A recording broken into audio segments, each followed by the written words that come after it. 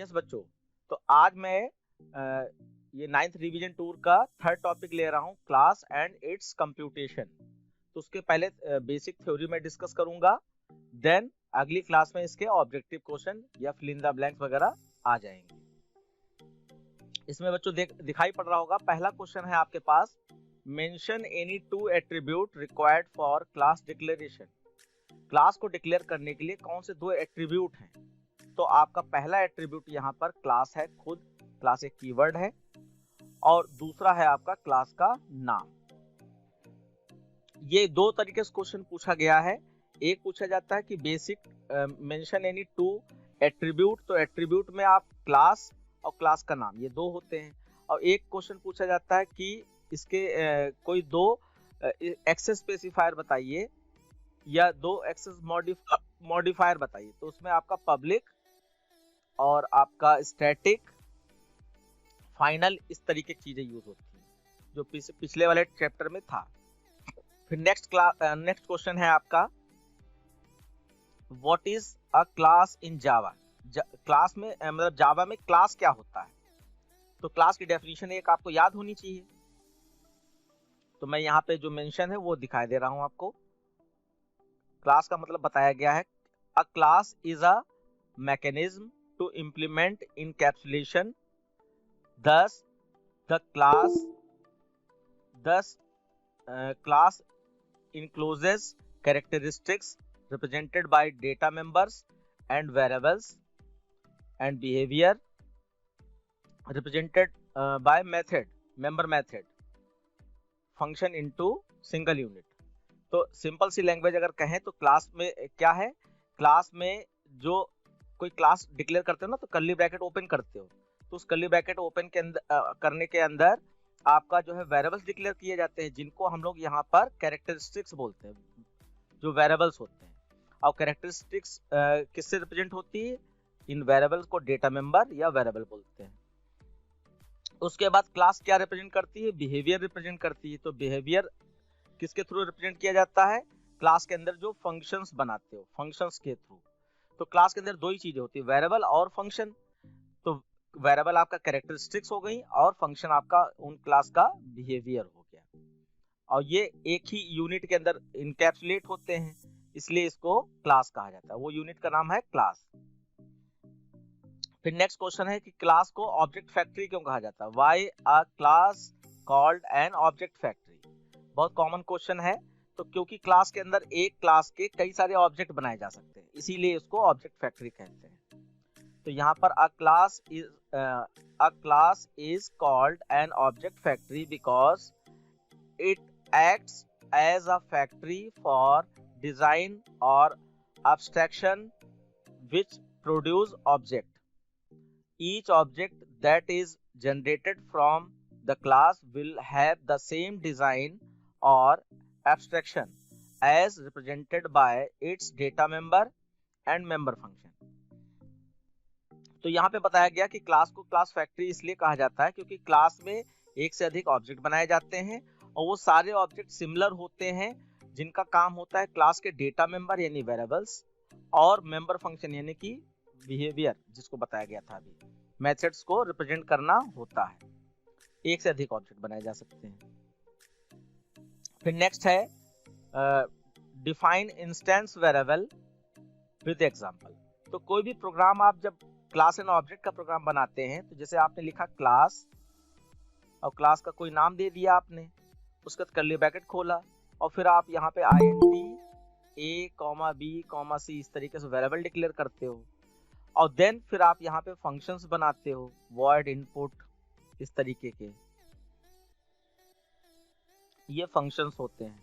तो इसमें पूछा गया कि इंस्टेंस वेरिएबल कौन से हैं? तो ये फंक्शंस कई सारे हो सकते हैं, और लास्ट में आपकी क्लास को बंद कर दिया जाता है। ये कई सारे फंक्शंस होते हैं। तो इसमें ये जो वेरिएबल, ग्लोबल वेरिएबल डिक्लेयर किए जाते हैं, इन्हीं को हम लोग इंस्टेंस वेरिएबल कह रहे हैं। Instance variable. तो यहाँ पर इंस्टेंस वेरिएबल ये a और b है, मैंने यहाँ पर abc लिया है। The data member declared within a class are called instance variable. तो यहाँ पर a और b आपके इंस्टेंस वेरिएबल हैं। लोकल वेरिएबल भी होते हैं वो किसी फंक्शन बॉडी के, यानी कर्ली ब्रैकेट ओपन हुआ क्लोज हुआ, इसके अंदर अगर कोई वेरिएबल डिक्लेयर है सी टाइप का कुछ भी, तो ये लोकल वेरिएबल है। लेकिन जो ग्लोबल में यानी क्लास के कर्ली ब्रैकेट के जस्ट नीचे डिक्लेयर होते हैं, इन्हीं को इंस्टेंस वेरिएबल कहा जाता है। तो ये कोई भी छोटा प्रोग्राम आप ऐसे बना सकते हो। उसके बाद नेक्स्ट क्वेश्चन है आपका, what does the following mean. यहाँ पर इस लाइन का क्या मतलब है ये पूछा जा रहा है। तो आप यहाँ देखो कि एम्प्लॉय और फिर स्टफ करके कुछ लिखा है इक्वल टू न्यू एम्प्लॉय। तो ये किसी भी क्लास का ऑब्जेक्ट बनाने का तरीका है। जैसे मैंने ये क्लास बनाई थी आपकी, ये XYZ, तो इसका बनाने का तरीका क्या है कि पहले क्लास का नाम लिखा जाता है, क्लास नेम। किसी भी क्लास का ऑब्जेक्ट बनाने का तरीका ये बताया जा रहा है। उसके बाद क्लास का ऑब्जेक्ट का नाम कुछ बनाना होता है आपको, देन इज इक्वल टू का साइन, फिर न्यू, और फिर क्लास का नाम अगेन, और लास्ट में यहाँ पर गोल वाला ब्रैकेट बंद कर दिया जाता है, सेमीकोलन लग जाता है। तो अब यहाँ पर ये एम्प्लॉय क्या है आप यहाँ से पहचान सकते हो, ये क्लास का नाम, और स्टफ क्या है, ये ऑब्जेक्ट का नाम है। फिर न्यू क्या है, ये न्यू कीवर्ड है जो ये ऑब्जेक्ट के लिए मेमोरी एलोकेट करता है। और फिर ये लास्ट में जो एम्प्लॉय लिखा है, ये कंस्ट्रक्टर है, क्लास का कंस्ट्रक्टर है। इस तरीके से इसको आप एक्सप्लेन कर सकते हो। तो यहाँ पे लिखा है an object named stuff is being created और memory is being allocated for of employ type. तो ये इन्होंने अपनी लैंग्वेज में लिख दिया है। आपको यहाँ पे ये बताना है कि यहाँ पे ये क्लास का ऑब्जेक्ट डिक्लेयर किया जा रहा है, जिसमें ऑब्जेक्ट का नाम स्टफ है और क्लास का नाम एम्प्लॉय है। बस इतना बता देना है।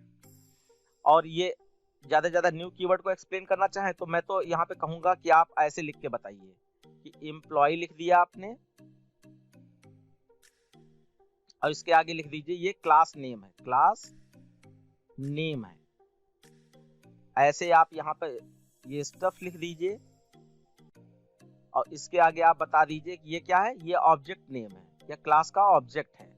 तो अलग अलग लाइन में बता दीजिए। न्यू कीवर्ड आपका मेमोरी एलोकेट कर रहा है और एम्प्लॉय आपका कंस्ट्रक्टर है। तो अलग अलग तरीके से आप बताएंगे तो ज्यादा अच्छा रहेगा। कोई जरूरी नहीं कि ये जो लैंग्वेज लिखी है आप इसी को यूज करें, मीन्स आपको पता होना चाहिए। नेक्स्ट क्वेश्चन है आपका, how do you declare object show with the help of example. तो ये तो हम लोग अभी देख चुके हैं कि सबसे पहले क्लास का नाम लिखा जाता है, उसके बाद ऑब्जेक्ट का नाम लिखा जाता है, फिर equal sign, then new keyword, फिर आप स्पेस देकर क्लास का कंस्ट्रक्टर यानी क्लास का नाम और गोल वाला ब्रैकेट। एग्जाम्पल आपका है अभी भी आपने देखा था, XYZ OBJ is equal to new XYZ, ये जो अभी मैंने क्लास बनाई थी। तो उस तरीके से आप दे सकते हैं। फिर नेक्स्ट क्वेश्चन है यहाँ पे, write Java statement to create an object of MP4 of class digital.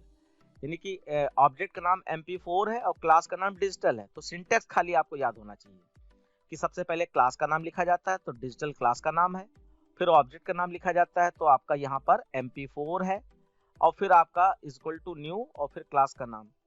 Simple concept है। Then what is difference between an object and a class. Object और क्लास में डिफरेंस क्या है इसको समझ लीजिए। तो ये डिफरेंसेस आपका एक मिल जाता है, तो इसलिए जो है डिफरेंसेस का तो विशेष फोकस करना है आपको। क्या है, क्लास के बारे में कहा गया, a class is a template from which object are created. Class एक टेम्पलेट है जिसके बहुत सारे ऑब्जेक्ट बनाए जाते हैं। ऑब्जेक्ट क्या है, an object is a instance of a class. ये सीधे सीधे डेफिनेशंस दे दी गई हैं। अ class is a group of similar object. एक जैसे ऑब्जेक्ट का ग्रुप होता है, यानी ऑब्जेक्ट फैक्ट्री इसीलिए कहा जाता है उसे। ऑब्जेक्ट क्या है, object is a real world entity such as pen, laptop, mobile, chair etcetera. जो भी चीजें हम अपनी आंखों से देख सकते हैं, और वो हर चीज का कोई एक्सटर्नल प्रॉपर्टी है और इंटरनल प्रॉपर्टी, तो वो सारे ऑब्जेक्ट कहे जाते हैं। तो रियल वर्ल्ड में आपको यहाँ पे example pen, laptop, mobile, chair इनका दे दिया गया। इनके सबके एक्सटर्नल फीचर्स और इंटरनल फीचर्स हैं। एक्सटर्नल फीचर्स का मतलब कैरेक्टरिस्टिक्स, जैसे कि उसकी कोई शेप होगी, उसका कोई रंग होगा, कलर। और इंटरनल फीचर्स का मतलब बिहेवियर, कि उसका काम कुछ ना कुछ होगा। तो जैसे पेन का काम आपका लिखना है, लैपटॉप में आप लोग कंप्यूटर का वर्क करते हो, मोबाइल पे मोबाइल चलाते हो, चेयर पे बैठने का काम करते हो, ये सब क्या है, बिहेवियर। फिर a class is a logically entity और an object is physically entity. तो ऑब्जेक्ट एक फिजिकली एंटिटी कहा जा रहा है, क्यों? क्योंकि ऑब्जेक्ट के ही वेरिएबल होते हैं, यानी कि जिनको हम इंस्टेंस वेरिएबल कह रहे हैं, और ऑब्जेक्ट के ही फंक्शन होते हैं, जिनको हम word input, word compute, word display कह रहे हैं। ये किसके हैं? ऑब्जेक्ट के हैं। तो ये सब दिखाई पड़ते हैं, इसलिए इसको फिजिकल एंटिटी कहा जा रहा है। और क्लास इनका इन सारी चीजों को बंद करके रखती, इनकैप्सुलेट करके रखती, तो क्लास फिजिकली दिखाई नहीं पड़ती है, उसको माना जाता है कि ये सब क्लास का ही डेटा है, तो इसलिए वो लॉजिकल एंटिटी कही गई है class. What is a variable? How do you initialize a variable? तो वेरिएबल के बारे में बताया गया, it is a temporary memory locations of the computer in which we can store our desired data. तो वेरिएबल टेम्परेरी मेमोरी लोकेशन होती हैं जावा में, जिसमें हम कोई भी अपना डिजायर्ड डेटा स्टोर करते हैं। एग्जांपल के तौर पर int a इक्वल टू 5 और b इक्वल टू 6, तो a और b यहाँ पर वेरिएबल है। नेक्स्ट है what are data type, state its categories. Data type और उनकी कैटेगरी के बारे में बताना है। तो Java uses data type to identify data and dictates the method of handling it. It is categorized as fundamental data type and composite data type. तो जावा में आपका डेटा टाइप क्या करता है? डेटा टाइप डेटा को आइडेंटिफाई करता है और डिक्टेट करता है कि उस डेटा के साथ में क्या क्या वर्क होने हैं, या किस टाइप का वो डेटा है, उसमें कौन सा वर्क हो सकता है। और साथ ही साथ दूसरे आपके होते हैं कंपोजिट डेटा टाइप।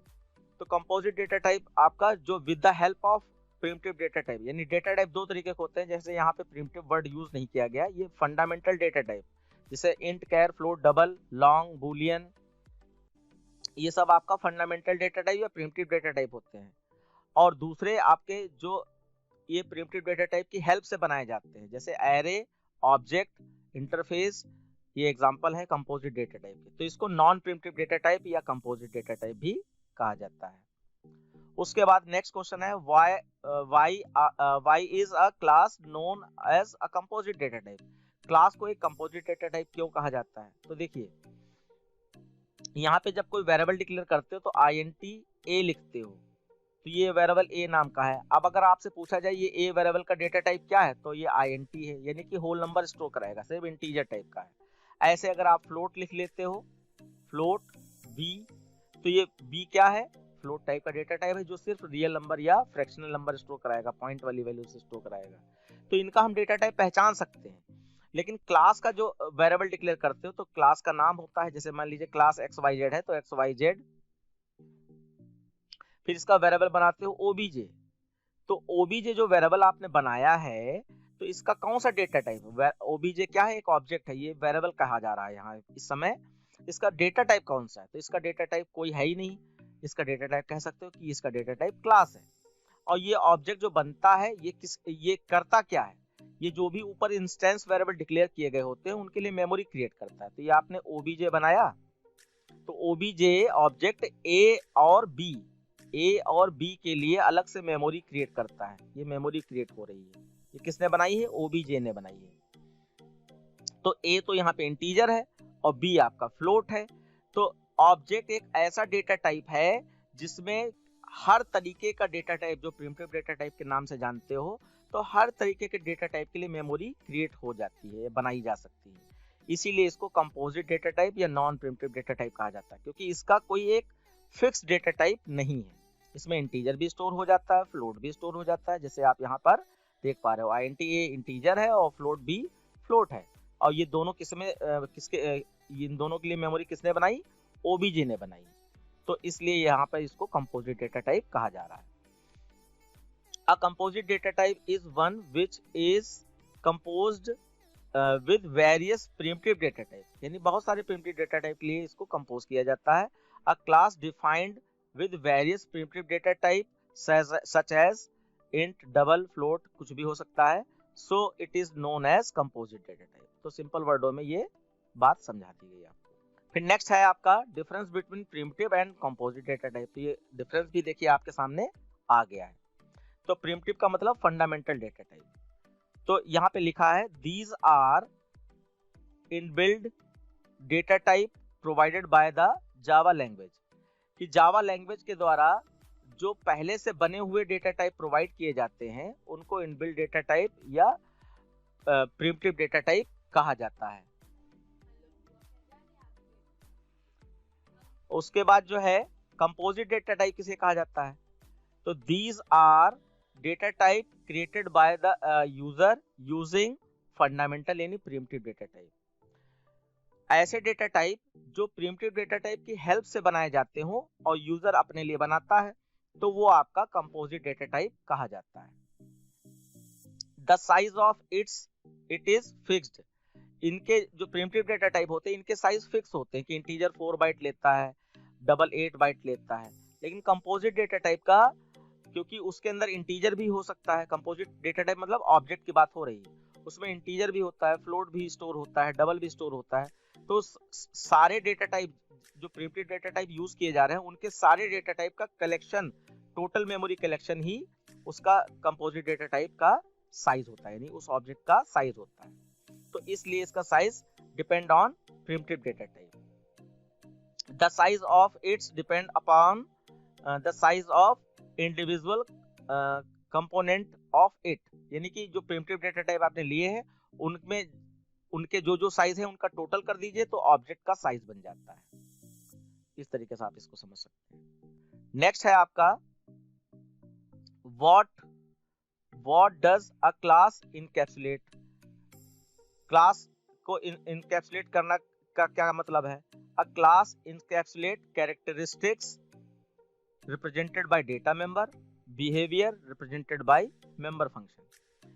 इनकैप्सुलेट का मतलब है क्लास के अंदर क्या क्या बंद होता है, क्या क्या रैपिंग होती है। तो क्लास के अंदर डेटा मेंबर होते हैं जो आपके कैरेक्टरिस्टिक्स को रिप्रेजेंट करते हैं, और बिहेवियर होता है, मेंबर मेथड होते हैं जो आपके बिहेवियर को रिप्रेजेंट करते हैं। तो एक क्लास के अंदर फंक्शन और वेरिएबल जो होते हैं इन्हीं को कहा जा रहा है कि क्लास के अंदर क्या इनकैप्सुलेट किया जाता है। तो डेटा मेंबर और मेथड्स को इनकैप्सुलेट किया जाता है। Why is a class considered to be an abstract for a group of object? तो इसका यहाँ पे मतलब है a class is an abstraction because it describe what is created where an object is created itself. A class acting as an abstraction or blueprint, multiple object can be created from it. तो यहाँ पे पूछा जा रहा है कि why is a class considered to be an abstraction for a group of object?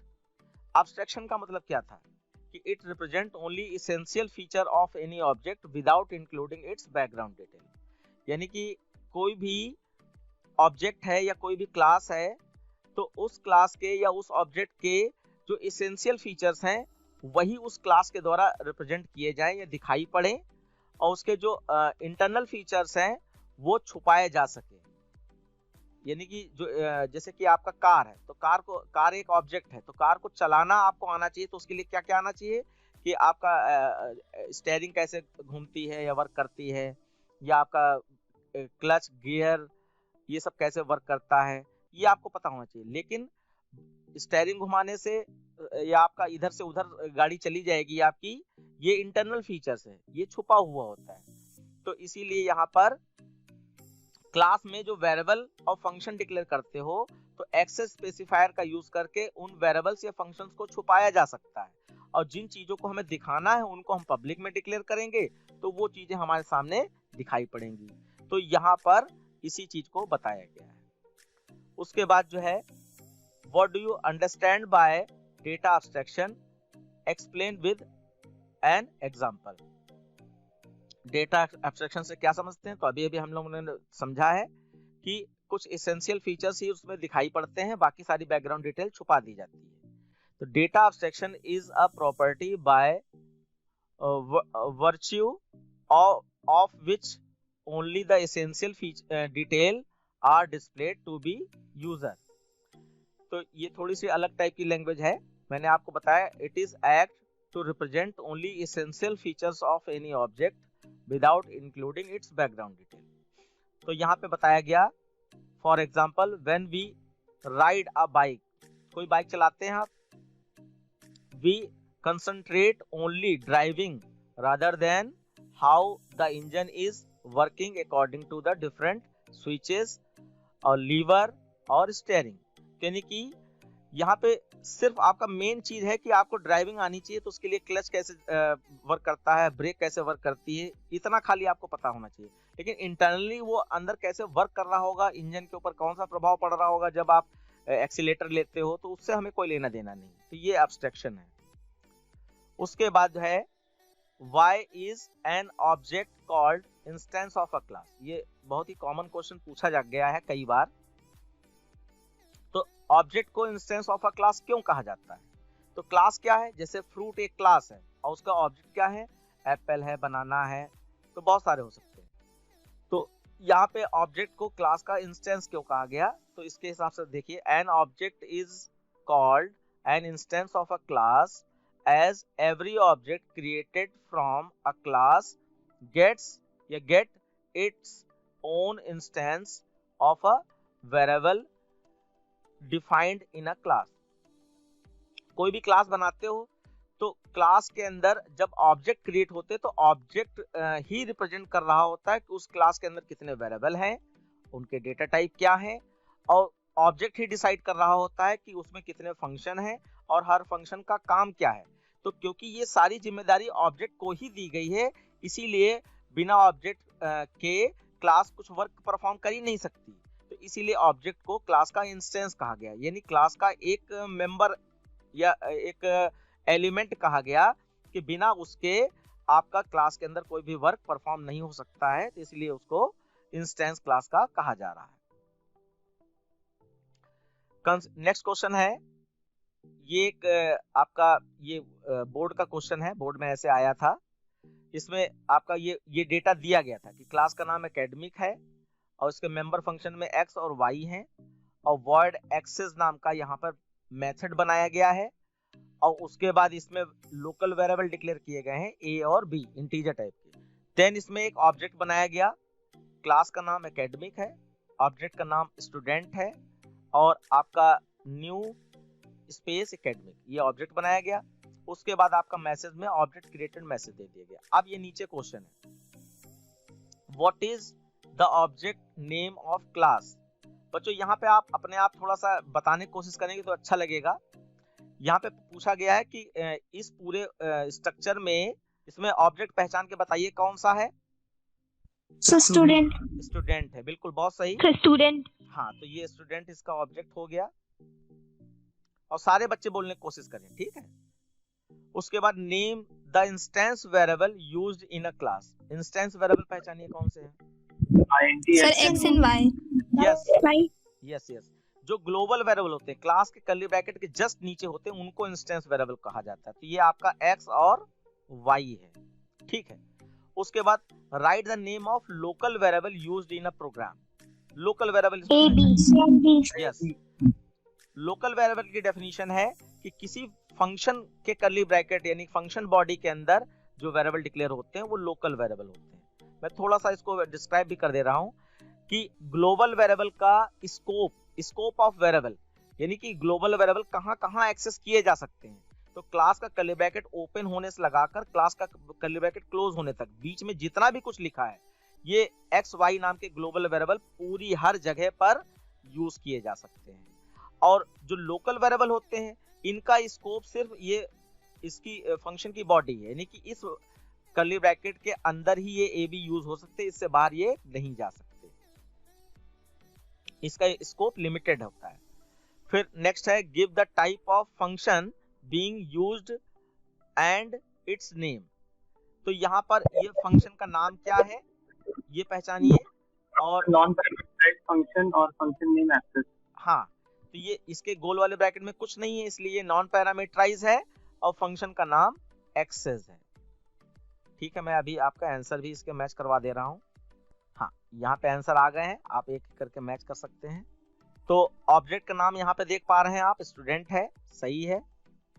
और आपका ग्लोबल वेरिएबल या इंस्टेंस वेरिएबल आपका एक्स और वाई है, और लोकल वेरिएबल आपका ए और बी है। और ये आपका क्या था, फंक्शन, ये क्या लिखा है, प्रोसीजरल फंक्शन और इम्प्योर फंक्शन। अच्छा, फंक्शन का टाइप पूछ दिया गया है। तो दो तरीके के फंक्शन होते हैं, प्योर और इम्प्योर। हम लोग अगर इसमें दिया होगा तो ठीक है, नहीं तो फंक्शन वाले टॉपिक में ये पढ़ने को मिलेगा। और फंक्शन का नाम एक्सेस है। हाँ, देखिए जरा, यहाँ पे क्लास का नाम VXL करके है, ये डेटा मेंबर यानी इंस्टेंस वेरिएबल है। और ये बच्चों यहाँ पर कंस्ट्रक्टर दिया गया है, नहीं कंस्ट्रक्टर नहीं, फंक्शन है, इनिट नाम से फंक्शन है। और फिर आपका ये एक्सेस नाम से फंक्शन है, और उसके अंदर ये वेरिएबल दिए गए हैं, और ये ऑब्जेक्ट बनाया गया है विन नाम से, ये फंक्शन कॉलिंग हो रही है, और ये सब कुछ प्रिंट कराया गया है। ठीक है, अब इस पे बेस्ड जो है क्वेश्चन पूछे जा रहे हैं, थोड़ा ध्यान दीजिएगा। जैसे मैं दिखाते हुए चलूं, यहाँ पे कहा जा रहा है कि what is object name of a class VXL। तो VXL क्लास का ऑब्जेक्ट का नाम यहाँ पे क्या दिखाई पड़ रहा है, हाँ, यहाँ पे देखिए, आपने इतनी देर में पहचानना शुरू कर दिया है, बहुत अच्छी बात है ये। तो ये आपका विन नाम से है। फिर नेक्स्ट है आपका इसका क्वेश्चन कि name the local variable of a class. Local variable देखिए कौन से हैं इसमें, ए और बी है, बहुत अच्छा। लोकल वेरिएबल आपका ए और बी है। सर ग्लोबल वेरिएबल, ये लोकल वेरिएबल है, ठीक है, ये किसी फंक्शन के अंदर डिक्लेयर है। Access specifier of method access, access नाम के मेथड का एक्सेस स्पेसिफायर यहाँ पे क्या है, तो ये थोड़ा नया है, मैं बता दे रहा हूँ, थोड़ा म्यूट रखिए। सर प्रोटेक्टेड, हाँ ओके, म्यूट कर लीजिए। देखिए, एक्सेस स्पेसिफायर का मतलब है किसी भी वेरिएबल या किसी भी फंक्शन को आप क्लास के किस किस हिस्से में एक्सेस कर पाने की परमिशन देना चाहते हो, और किस किस हिस्से में ना उसको यूज किया जा सके उसके लिए परमिशन लगा सकते हो। तो पब्लिक, प्राइवेट और प्रोटेक्टेड, ये तीन आपके स्पेशली हैं, डिफॉल्ट भी होता है। तो पब्लिक, प्राइवेट, प्रोटेक्टेड और डिफॉल्ट 4 होते हैं। तो यहाँ पे इस एक्सेस नाम के मेथड में प्रोटेक्टेड यूज किया गया है। बाकी इसकी फर्दर डिटेल आपको फंक्शन टॉपिक में ही मिलेगी। फिर नेम, लास्ट है write the output of the above program. तो इस प्रोग्राम का आउटपुट क्या होगा, तो मैं इसको चला के दिखाई दे रहा हूँ, आप लोग बताइएगा। जब भी ये प्रोग्राम एग्जीक्यूट कराया गया होगा या कराया जाएगा, तो आप यहाँ पर सबसे पहले इनिट फंक्शन कॉल करोगे। तो इनिट फंक्शन के हिसाब से x में 5 और y में 10 स्टोर हो गया। अब क्योंकि इनिट फंक्शन इसके अंदर से कॉल किया गया, तो यानी कि सबसे पहले ऑब्जेक्ट के द्वारा एक्सेस फंक्शन ही कॉल किया जाएगा, जहां कहीं से भी कॉल किया जाएगा। और उसके बाद ये वेरिएबल इनिशियलाइज कर दिया, ऑब्जेक्ट बना लिया। फिर आपका win.init फंक्शन कॉल किया, तो ये यहाँ से जम करके यहाँ आएगा और 5 और 10 x और y में स्टोर करा देगा। और उसके बाद नीचे आएंगे, यहाँ मैसेज आएगा ऑब्जेक्ट क्रिएटेड। उसके बाद I am x win.x print करा रहे हैं, तो win.x में क्या है 5, तो यहाँ पे 5 प्रिंट हो जाएगा। और win.y में आपका 10 है, तो यहाँ 10 प्रिंट हो जाएगा। तो आउटपुट पूछा गया, तो आउटपुट में सिर्फ जो SOP-LN में लाइनें हैं उन्हीं के बारे में सोचना है। तो आपका ऑब्जेक्ट क्रिएटेड मैसेज आएगा, और ये मैसेज I am x, और x की वैल्यू आपकी 5 है और y की वैल्यू आपकी 10 है, ये आ जाएगा। क्वेश्चन है बेटा, what is composite data type. तो in composite computer science, a composite data type or compound data type is any data type which can be constructed in a program using programming language, primitive data type and other composite type। तो यहाँ पे ये बताया गया कि जितने भी composite data type होते हैं वो primitive data type के help से बनाए जाते हैं। और ये आपका यूजर डिफाइंड डेटा टाइप भी आप इसको कह सकते हो, कंपोजिट डेटा टाइप भी कह सकते हो, डिराइव्ड डेटा टाइप भी कह सकते हो, और कंपाउंड डेटा टाइप, यहाँ पे एक नाम और मिला है आपको, इतने नामों से ये जाना जाता है। नेक्स्ट है आपका state the difference between primitive data type and composite data type.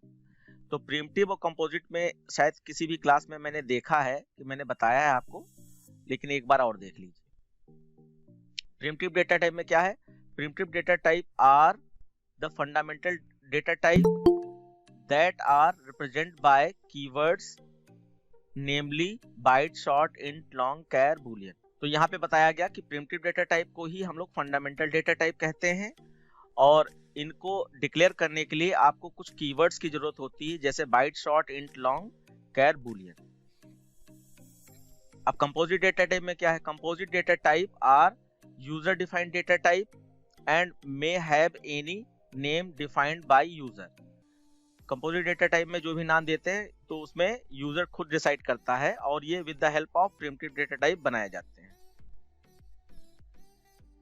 Next है प्रिमिटिव डेटा टाइप में variables of primitive data type stores value of corresponding data type, यानी कि जो भी प्रिमिटिव डेटा टाइप होते हैं उनकी एक मेमोरी साइज होती है, तो उस मेमोरी साइज के अकॉर्डिंग ही यहाँ प्रिमिटिव डेटा टाइप अपनी मेमोरी वैल्यू स्टोर करने के लिए बनाते हैं। और कंपोजिट डेटा टाइप में variables of composite data type stores reference of object, क्योंकि जितने भी कंपोजिट डेटा टाइप होते हैं वो रेफरेंस का मतलब यहाँ पर एड्रेस से है, यानी कि कोई भी, जैसे आप क्लास बनाते हो, क्लास का ऑब्जेक्ट बनाते हो तो क्लास का नाम XYZ है सपोज दैट, और फिर OBJ आपने लिया इक्वल टू न्यू XYZ, ठीक है। और इस क्लास के जो इंस्टेंस वेरिएबल होंगे, मान लीजिए आपने INT A B ऐसे करके कुछ ले रखे हैं, तो इन A B के रेफरेंस यानी एड्रेस को ये OBJ यानी कि जो कंपोजिट डेटा टाइप वो लेता है। और ये कैसे? जैसे आपने OBJ ये बना और ये एक मेमोरी क्रिएट करेगा कि ऊपर दो वेरिएबल डिक्लेयर है A और B, A और B के लिए मेमोरी क्रिएट करेगा और ये मेमोरी आपकी अगर इंटीजर टाइप है तो 4 बाइट 4 बाइट, यानी टोटल इसका साइज अगर देखें तो डिपेंड करेगा कि जो भी प्रिमिटिव डेटा टाइप के लिए ये कंपोजिट डेटा टाइप ने मेमोरी बनाई है तो उनका टोटल साइज कर लीजिए, तब आपका इसका साइज निकल आता है। और ये इन A और B का रेफरेंस लेता है, एड्रेस लेता है यहाँ मेमोरी बनाने के लिए। थोड़ा डीप है, इंटरनल है, लेकिन बस इतना आप समझ लीजिए। और नेक्स्ट है प्रिमिटिव डेटा टाइप में it can store only one type of value. Primitive data type में सिर्फ एक ही तरीके की वैल्यू स्टोर हो सकती है, जैसे INT A लिया तो वो इंटीजर टाइप की ही वैल्यू स्टोर करेगा। और यहाँ पे कंपोजिट डेटा टाइप में अभी आपने देखा कि मैंने OBJ बनाया था, मैं एक बार फिर से दिखा देता हूँ, मैंने OBJ बनाया था। अगर मैं यहाँ पर फ्लोट B भी बना लूं, फ्लोट B C बना लिया मैंने, तो ये क्या करे, AB के लिए तो मेमोरी बनाएगा और C के लिए भी मेमोरी बनाएगा।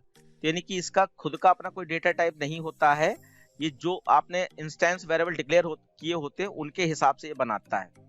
और इसको कोई फर्क नहीं पड़ता है, इसमें आप इंटीजर वैल्यू स्टोर करो, इसमें आप फ्लोट वैल्यू स्टोर करो, इसमें आप डबल या मिक्स करके। तो इसमें लिखा है it can store data of multiple data type, यानी कि मल्टीपल डेटा टाइप के लिए मेमोरी ये बनाता है। उसके बाद लास्ट है the size of pre defined या pre determined. Int char float double का साइज प्री डिटरमाइंड होता है, और यहाँ पे है the size is not pre determined, क्योंकि अगर हमने दो ही वेरिएबल लिए हैं तो इंटीजर टाइप के तो ये 4 बाइट बनाएगा, और ये फ्लोट ले लिया तो इसका अगर कोई और साइज होता है तो उसके हिसाब से ये टोटल साइज निकाला जाएगा। बस ये है इसमें। फिर उसके बाद नेक्स्ट क्वेश्चन है what is a wrapper class और name the wrapper class used in Java. Wrapper class क्या है? देखिए, जब भी कोई डेटा टाइप आप यूज करते हो इंट कैर फ्लोट डबल, तो ये डेटा टाइप कहाँ स्टोर होते हैं? अपनी क्लास के अंदर, और वो जो इसकी क्लास होगी उसी को हम रैपर क्लास कह रहे हैं। तो यहाँ पे a wrapper class is a class whose object wrap और contains a primitive data type. Wrapper class या क्लासेस यूज्ड इन जावा कौन कौन सी होती? Byte, short, int, long, integer, long और कैरेक्टर, बूलियन, फ्लोट, डबल। अब इनमें और हमारे जो डेटा टाइप है प्रिमिटिव वाले, उसमें क्या डिफरेंस है? डिफरेंस सिर्फ ये है कि आप डेटा टाइप तो INT लिखते हो, लेकिन इसकी रैपर क्लास क्या है? इंटीजर है, इंटीजर का ही बड़ा है। ऐसे डेटा टाइप तो आप यहाँ पे फ्लोट लिखते हो, लेकिन इसका रैपर क्लास क्या है? फ्लोट, F बड़ा है। ऐसे डेटा टाइप आप यहाँ पे कैर लिखते हो, लेकिन इसकी रैपर क्लास क्या है? कैरेक्टर। डेटा टाइप और रैपर क्लास का नाम सेम होता है, जैसे यहाँ फ्लोट है यहाँ भी फ्लोट है, यहाँ लॉन्ग होगा यहाँ भी लॉन्ग होगा। अंतर क्या होगा कि डेटा टाइप में लॉन्ग स्मॉल से लिखा गया होगा और रैपर क्लास में लॉन्ग का एल अपर केस होगा। बस इंट और कैर में इनका नाम ही थोड़ा चेंज हो जाता है, इंट में पूरा इंटीजर लेना पड़ता है, कैर में पूरा कैरेक्टर लेना पड़ता है, और बाकी सबका सेम है। जैसे बूलियन का बी बड़ा हो गया, फ्लोट का एफ बड़ा हो गया, डबल का डी बड़ा हो गया, ये सब रैपर क्लास है। उसके बाद draw the wrapper class hierarchy. Wrapper class object के हिसाब से कहां कहां पे होती है, तो डेटा टाइप की जो हायरार्की है वही रैपर क्लास की है। तो रैपर क्लास का जो ऑब्जेक्ट होता है उसमें आपका 3 तरीके के डेटा टाइप यहां माने जा रहे हैं, नंबर, कैरेक्टर और बूलियन। नंबर में आपका byte, short, int, long, float और डबल ये सब आ जाते हैं। मतलब यहाँ पे हमें उसका जो वैल्यू का नेचर है उसके हिसाब से यहाँ कैटेगराइज नहीं करना है। नंबर का मतलब वो चाहे पॉइंट वाला नंबर हो चाहे होल नंबर हो, ये सब नंबर में आ जाएंगे रैपर क्लास में। तो ये byte, short, int, long, integer, long, float और डबल है। ऐसे कैरेक्टर का अलग है और बूलियन का अलग है, तो इसी को हायरार्की कहते हैं। ये हायरार्की समझ लीजिएगा, हायरार्की वर्ड आता है तो आप कंफ्यूज हो सकते हो। तो यहाँ पे नेक्स्ट है आपका show with the help of example how wrapper class object can be created and initialized. कोई भी क्लास का रैपर क्लास का ऑब्जेक्ट कैसे बनाया जाता है और उसको इनिशियलाइज कैसे किया जाता है। तो ये एक नया सिंटैक्स, इसको याद करने की कोशिश कीजिएगा कि जैसे मैं बाइट टाइप की बनाना चाहता हूँ, या मैं ये एक तो एग्जांपल ये है बाइट बी आपका एक ऑब्जेक्ट है, और उसके बाद ये बाइट आपका कंस्ट्रक्टर है, और यहाँ पर आप बाइट में जो भी बाइट देना चाहो, यानी कि 10, जिसे 10 ये बाहर लिखा गया एग्जांपल के लिए, तो इसकी जरूरत नहीं, आप यहीं पे लिख सकते थे। मैं यहाँ पर आपको लिख के दिखाता हूँ, डेटा टाइप और बाइट, जो यही वाला सिंटेक्स फॉलो कर लीजिए। मान लीजिए इंटीजर वैल्यू का रैपर क्लास को इनिशियलाइज करना है, तो इंटीजर पूरा लिखना पड़ेगा, इंटीजर के बाद आप कोई भी ए ले लीजिए इक्वल टू न्यू, और फिर आप इंटीजर पूरा फिर से लिखिए इंटीजर, और उसके बाद इसका डेटा टाइप कौन सा है, आईएनटी है, डेटा टाइप बता दीजिए, और इसमें वैल्यू कौन सा लेना चाहते हो, आपने कहा 10 लेना चाहते हैं तो ये 10 ले लीजिए, और उसके बाद इसको बंद कर दीजिए। ये ब्रैकेट हमारा ये एक्स्ट्रा है, इसकी जरूरत नहीं है, ये ऐसे इनिशियलाइज कर दीजिए। तो इसका मतलब क्या हुआ मालूम है, एक तो ये तरीका हो गया, और एक आप ऐसे लिखते हो INT A इक्वल टू 10। तो हम लोगों को इसी से मतलब होता है कि A में 10 स्टोर कर लिया, लेकिन अगर आप A में ऐसे भी 10 कराना चाहते हो रैपर क्लासेस का यूज करते हुए, तब आप इस तरीके से लिखो।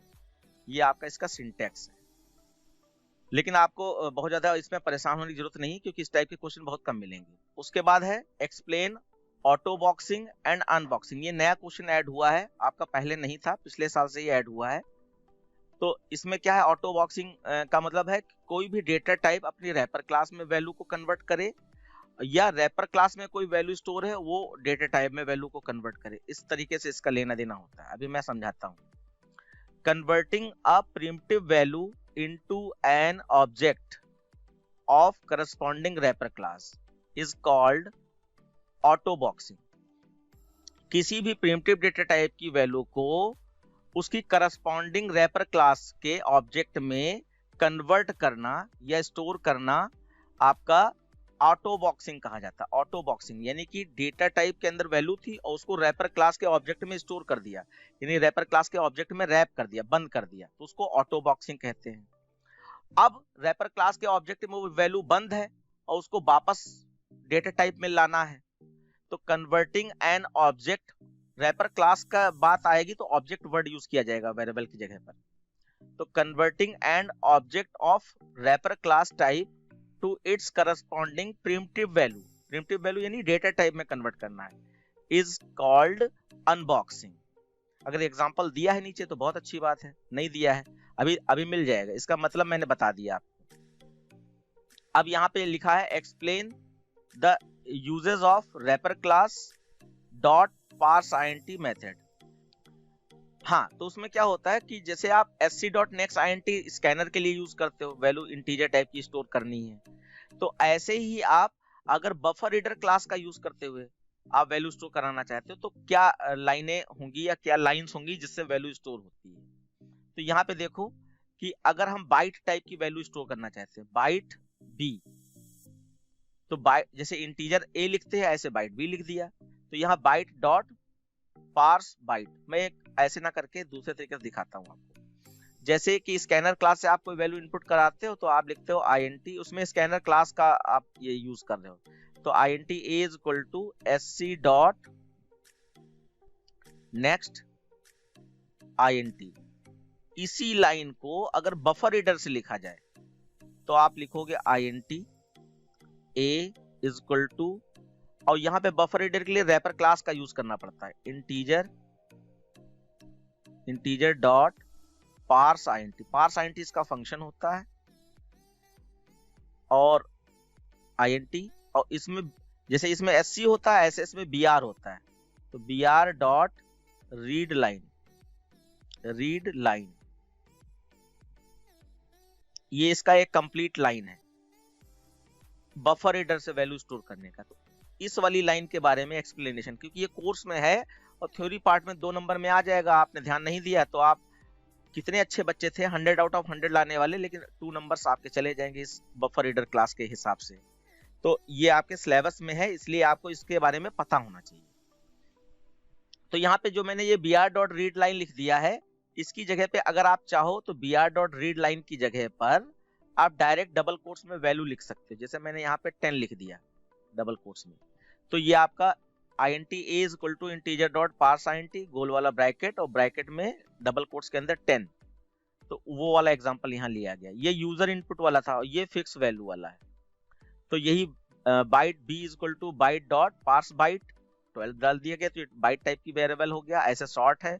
इंटीजर वाला देखिए int i is equal to integer dot parse int, और इसमें कोई वैल्यू दे दी गई। ऐसे लॉन्ग में long l is equal to, अब देखो लॉन्ग, ये वाला लॉन्ग डेटा टाइप है, ये वाला लॉन्ग रैपर क्लास है।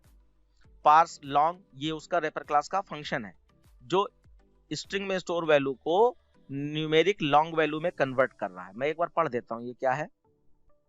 This function is used to convert a string to corresponding primitive data type. Wrapper class का काम क्या है कि कोई भी स्ट्रिंग में स्टोर्ड वैल्यू को करस्पॉन्डिंग प्रिमिटिव डेटा टाइप में कन्वर्ट कर देता है।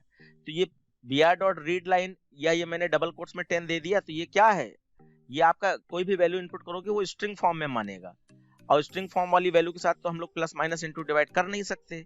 तो अगर आपको करना है तो इस स्ट्रिंग वैल्यू को numeric primitive data type value में कन्वर्ट करना पड़ेगा, उसके लिए ही रैपर क्लास का यूज किया जाता है। तो this function is present in all wrapper classes except character, character का अलग है और बूलियन का अलग है। और द फॉलोइंग एग्जाम्पल, तो यहाँ पे जैसे कि आपकी ये लॉन्ग वैल्यू है, ये डबल कोट्स में, इसका मतलब इसके साथ कैलकुलेशन नहीं कर सकते। अब अगर कैलकुलेशन करना चाहते हैं तो इसको आपको data type, primitive data type long में कन्वर्ट करना पड़ेगा। तो उसके लिए आपको रैपर क्लास की जरूरत पड़ेगी। लॉन्ग डॉट पार्स लॉन्ग लिखने से ये जो स्ट्रिंग में स्टोर वैल्यू है ये लॉन्ग डेटा टाइप में कन्वर्ट हो जाएगी। ऐसे फ्लोट की आपका ये वैल्यू कन्वर्ट हो जाएगी, डबल की आपकी ये वैल्यू। एक्चुअली कुछ ऑब्जेक्टिव क्वेश्चन इस पे आएंगे तो मैं दिखाऊंगा, इसलिए मैं ये दिखा रहा हूं, तो आप याद रखिएगा। ऐसे ही यहाँ पर difference between is upper case और टू अपर केस, ये तो आप जो बच्चे स्ट्रिंग क्लास पढ़ रहे हैं इस समय 6 से 7 वाली, तो उनको मालूम होगा। इज अपर केस किसी कैरेक्टर को चेक करता है कि वो अपर केस में है या नहीं है, और टू अपर केस किसी लोअर केस कैरेक्टर को अपर केस में कन्वर्ट कर देता है। तो इज का मतलब होता है चेक करना, और ये ट्रू फॉल्स रिटर्न करता है, और टू का मतलब होता है कन्वर्ट करना, और ये कैरेक्टर टाइप की वैल्यू रिटर्न करता है। ऐसे he is white space, is white space किसी भी स्पेस को चेक करने के लिए, जैसे हम सेंटेंस में 2 वर्ड के बीच में स्पेस देते हैं, उसी को वाइट स्पेस कहा जा रहा है। तो इसके लिए आप यहाँ पर इज वाइट स्पेस यूज कर सकते हो, ये चेक कर लेता है कि। फिर उसके बाद है why is a class known as composite data type. Class को कंपोजिट डेटा टाइप क्यों कहा जाता है, क्योंकि क्लास का ही ऑब्जेक्ट बनता है, और उसी क्लास के अंदर हमने int, char, float, double variable, instance variable के नाम पर डिक्लेयर किए होते हैं। तो उन इंस्टेंस वेरिएबल के लिए मेमोरी ऑब्जेक्ट में बनती है। तो ऑब्जेक्ट किसका होता है, क्लास का होता है, और क्लास आपका कंपोजिट डेटा टाइप है, उसी के बारे में यहाँ बताया जा रहा है। अ composite data type is one which is composed with various primitive data type। यानी कि कंपोजिट डेटा टाइप यानी कि वो जो ओबीजे बनाते हैं उसकी बात हो रही, वो कंपोज किया जाता है किस लिए कि उस क्लास के अंदर जितने भी इंस्टेंस वेरिएबल हैं, इंट, कैर, फ्लोट, डबल, सबके लिए वो अलग से मेमोरी बना सके। A class is defined with various primitive data type such as int, double, etcetera, so it is known as composite data type and it is used to create object which hold, obj बनाते हैं ना, which hold similar type of value and behavior, यानी function. खैर ये मैं पिछली classes में discuss कर चुका हूं, अभी मैंने बता दिया बस। फिर name the package that contain wrapper classes, वो पैकेज कौन सा है जो रैपर क्लास को कंटेन करता है, तो java.lang। java.lang के बारे में एक क्वेश्चन और इंपॉर्टेंट है कि बाय डिफॉल्ट कौन सा पैकेज हमारे प्रोग्राम में इंपोर्ट हो जाता है जिसको हमें लिखना नहीं पड़ता है, तो वो java.lang है। जिसे java.util इंपोर्ट करना पड़ता है, java.io इंपोर्ट करना पड़ता है, लेकिन java.lang अपने आप आ जाता है। ठीक है, तो ये आपके क्वेश्चन हो गए 38। ठीक है, अब इसके मैं क्वेश्चंस ले रहा हूं, वो जो इसके आपका ऑब्जेक्टिव वाले क्वेश्चन है, ध्यान से समझते हुए इसका आंसर दीजिएगा। पहला क्वेश्चन आप लोग देख रहे होंगे, विच among the following is not a primitive data type, इनमें से कौन, एक मिनट, हाँ, इनमें से कौन सा प्रिमिटिव डेटा टाइप नहीं है, पहचानिए। String. यस, स्ट्रिंग जो है एक क्लास है, वो प्रिमिटिव डेटा टाइप में नहीं आती, तो इसका सही आंसर स्ट्रिंग है। Name the operator that is used to allocate memory space for an object, इनमें से कौन सा ऑपरेटर है जो किसी ऑब्जेक्ट के लिए मेमोरी स्पेस एलोकेट करता है, डॉट, न्यू, बोथ, नन, कौन सा? New. New, So new.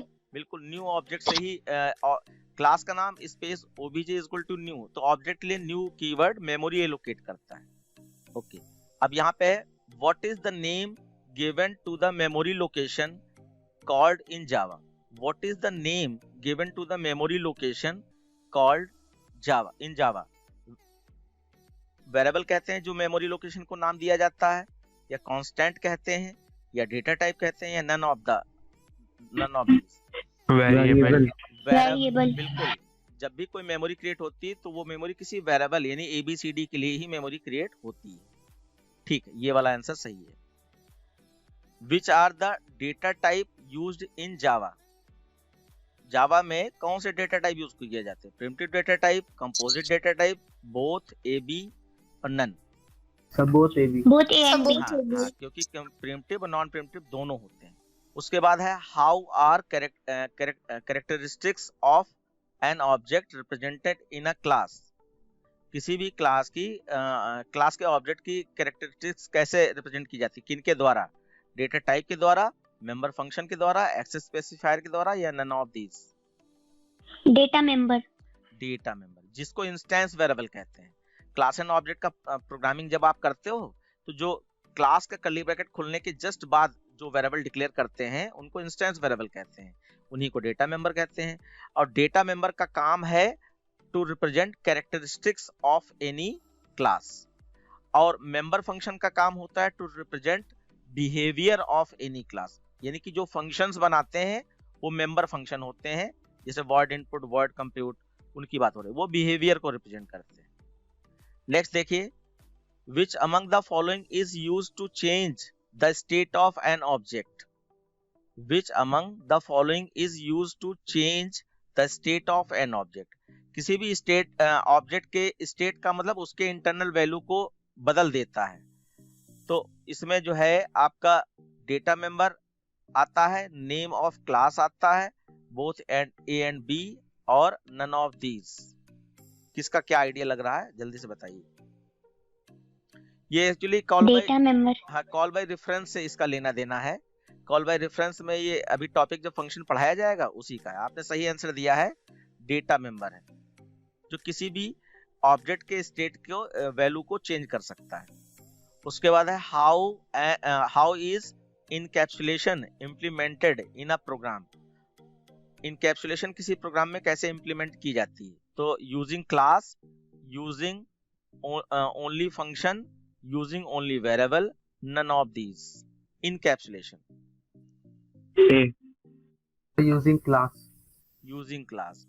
तो मैं आपको Yes, sir. Using class. हाँ, अब मैं आपको जानकारी दे दूं कि इनकैप्सुलेशन का मतलब था wrapping up of data and its related member method into a single unit is called class.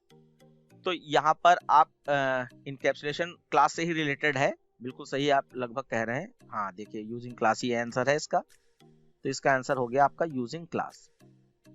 Okay, उसके बाद है information passed to a method through argument is called. किसी भी फंक्शन को कोई भी वैल्यू पास की जाती है उसके गोल वाले ब्रैकेट में, तो उसको क्या कहा जाता है? यहाँ पे थोड़ा सा सामने वर्ड कम आया हुआ होता है, इसलिए आप लोग हो सकता है ना पहचान पाए। इसको मैसेज कहते हैं, यानी कि जो आर्गुमेंट में वैल्यू भेजी जाती है किसी के गोल वाले ब्रैकेट में, उसको मैसेज पासिंग कहा जाता है, जबकि रियल में वो वैल्यू पास हो रही है, वैल्यू वेरिएबल में होती है, लेकिन मैसेज कहा जाता है। उसका नेक्स्ट क्वेश्चन देख पा रहे होंगे आप लोग, what among the following is not a component of a message.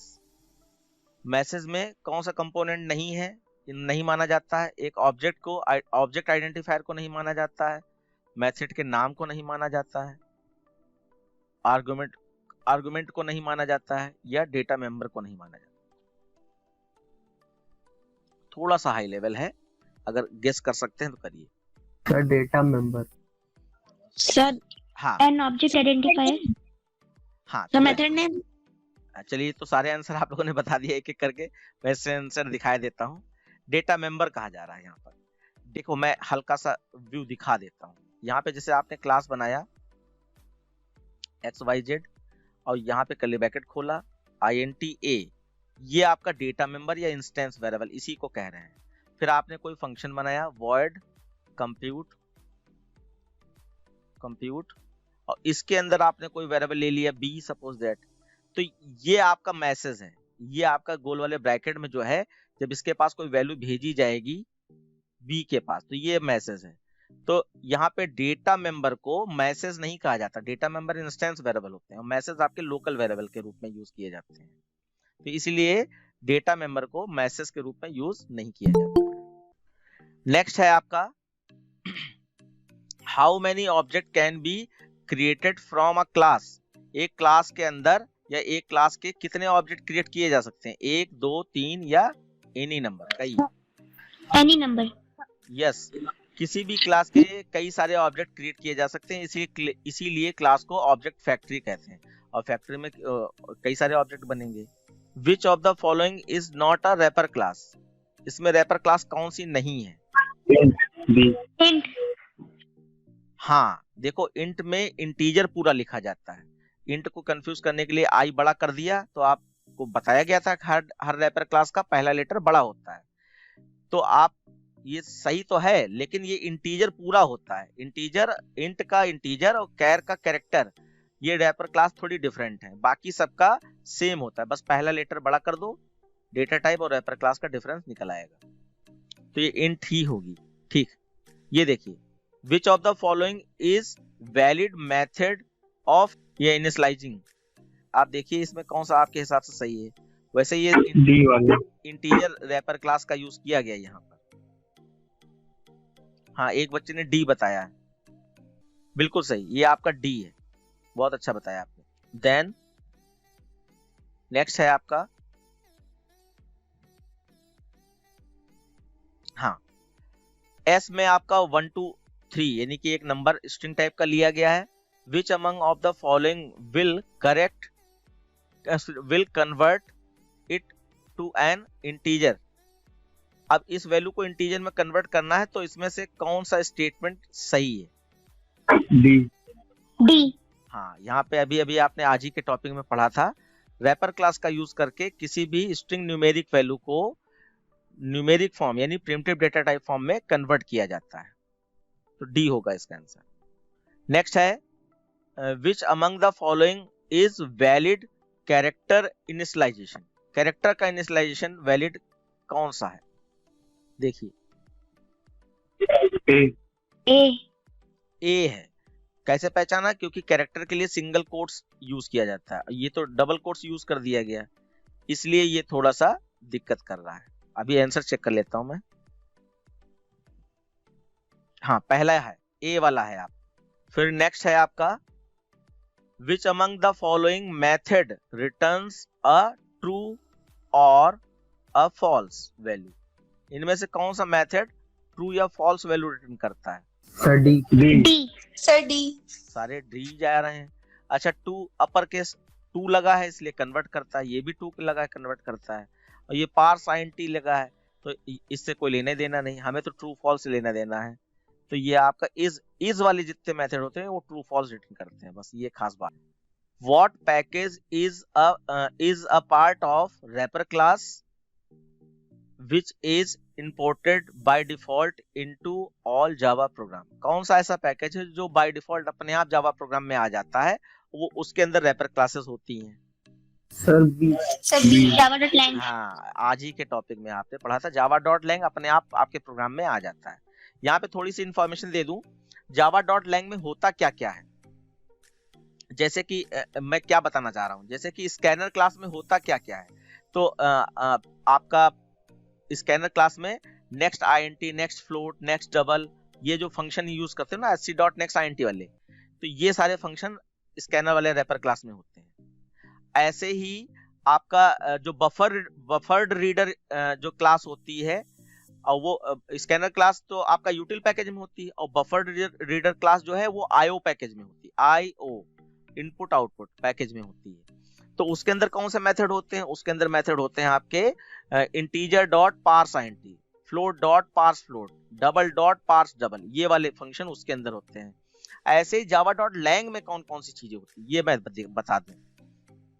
तो java.lang में जितनी भी रैपर क्लासेस होती हैं सारी java.lang में होती हैं। जितने भी ऑपरेटर होते हैं, यानी कि आपने plus minus into divide less than greater than, सब java.lang में ही होते हैं। system.out.println ये भी स्टेटमेंट java.lang में ही होता है।